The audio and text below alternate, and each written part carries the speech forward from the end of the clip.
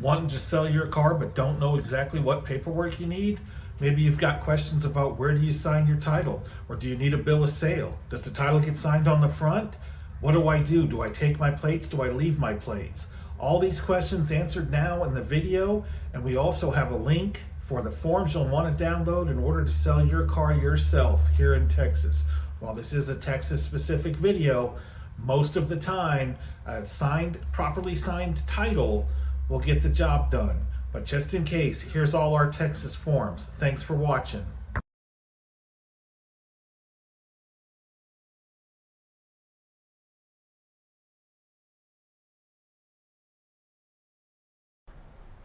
Okay, so once you've made your deal, you guys have settled on the amount of money that you're going to pay for the title. They have the money, you have the title, it's time to sign it over. On the back of the title, there is a spot for the new owner to write in their name. I have highlighted that in yellow. They write in their name and address, and they sign below as signature of buyer. There is a spot in the same section that I have highlighted in pink that you sign that is signature of seller. Also, you want to date the sale. And most importantly, before you go scribbling your name, you have to sign your name exactly as it is printed on the front of the title. If your name is Robert S. Smith on the front of the title, you cannot sign Rob Smith. You cannot sign Bob Smith. You cannot sign Robert Sebastian Smith. You have to sign Robert S. Smith. It has to match exactly as it is printed.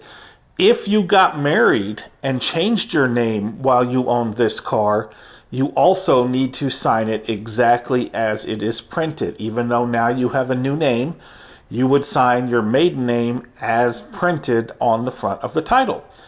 And a question I get all the time is, do I need to sign the front of the title? Because there is in fact a place in Texas where the front of the title gets signed. However, it is not required and nobody does it. So that's it. If you look at the form on the screen, I've highlighted the buyer's area is yellow. The seller's area is pink.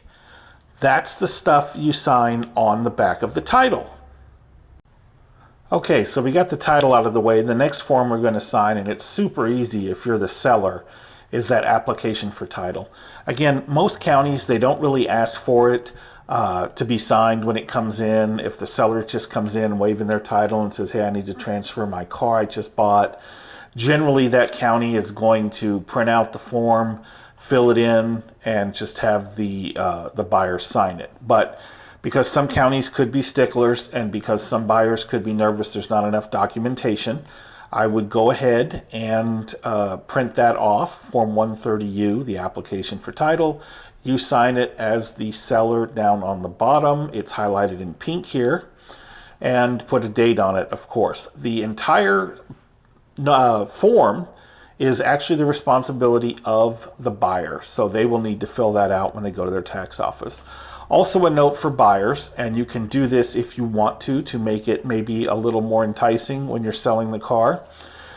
Texas law currently for 2024 says that a vehicle that is getting a transfer and registered must have a state inspection no more than 90 days from the date of sale. So if you're that seller and you're selling your car, go and get it inspected before you sell it so that that new buyer can do that title transfer without a headache.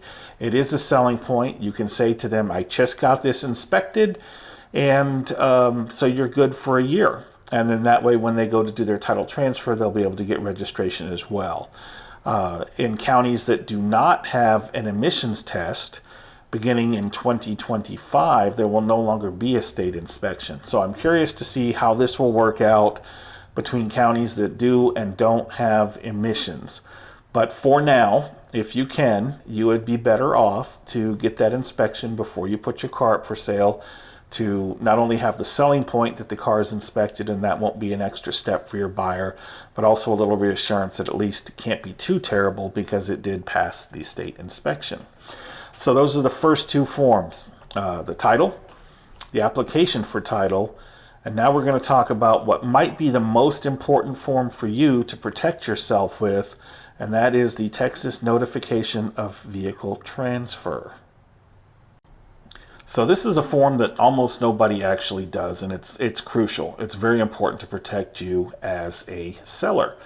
You're going to fill this form out. I have highlighted again in yellow for the buyer and in pink for the seller. This form gets filled out. It can then be sent in electronically, and they will email you and the buyer a receipt. Or you can mail it in snail mail. If you do mail it snail mail, I would keep a photocopy of the document as well as a photocopy of the front and back of the title, just for your records.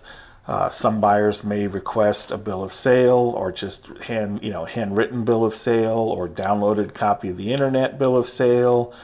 That's all fine if that makes them comfortable, but that is not required in Texas. You're using the back of the title, and they're going to ask what they paid for it, and if that number is below the presumptive value, then they're going to get taxed at the presumptive value rate, but that is what it is. But anyway, onto this form. The purpose of this form is because it is not a law that the tags stay with the person. In Texas, the tags actually stay with the car.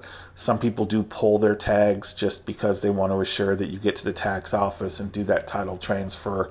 It's really not necessary, provided that you fill out this form. So the pink is the seller, the yellow is the buyer. Fill the form out, mail it in, snail mail it in, whatever works for you, and then send your buyer on the way. Also, just as a reminder, if you have a toll tag, scrape the toll tag off. If you forgot to scrape the toll tag off, call the tax off the NTTA or whatever tag agency is active in your part of Texas. Tell them you sold the car, you've done your vehicle notification, and that you forgot to remove your tag.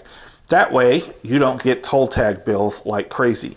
Also, by filling in this notification, you don't have to worry about the police showing up at your doorstep because your vehicle was used in an armed robbery or something like that.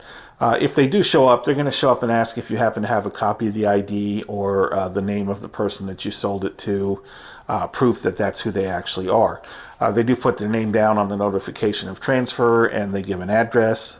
So it is just the best form ever for eliminating your personal responsibility and making sure that you're not unjustly sent bills or charges or things like that. All right, guys, that's all I have for you today. Like I did mention, I'd certainly love a like, a subscribe, a comment if you have questions.